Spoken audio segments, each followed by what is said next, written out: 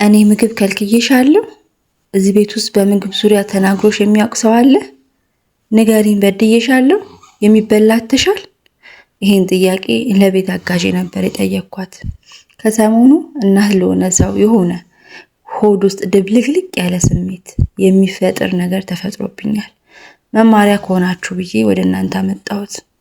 እናት የልጇ ነገር አይሆንላትም አይደል? ልጆቼን ለማሳደግ ያው ውጪ ያለውን ስራ ትቼ ቤት ከሆንኩ አመታት አለፉ።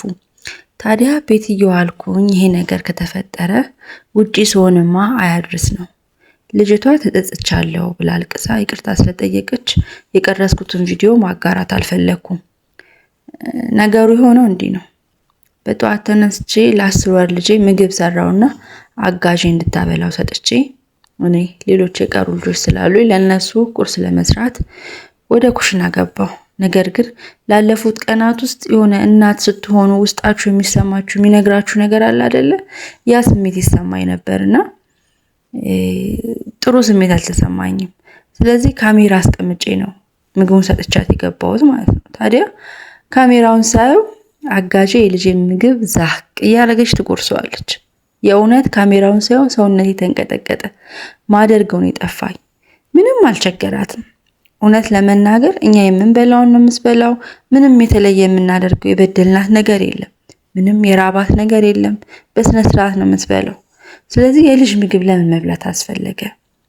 በጣም ብዙ ጥሩ ለልጅ የሚያስቡ በጣም ብዙ የቤት አጋዦች እንዳሉ ሁሉ አንዳንድ ደግሞ እንደዚህ መጥፎ ነገር የሚያደርጉ አጋዦች አሉ። ብቻ ቤት የማትውሉ ወላጆች ልጆቻችሁን ለማየት ሞክሩ። እዛው እየዋልኩ እኔ እንዲጉር ከተሰራው ሳልኖር ደግሞ አስቡት። ከዚህ ምን ተማርኩ መሰላችሁ? ሰውም ኖረ አልኖረ፣ ሰው አየን አላየን፣ ሁል ጊዜ የሚያየን አምላክ አለ።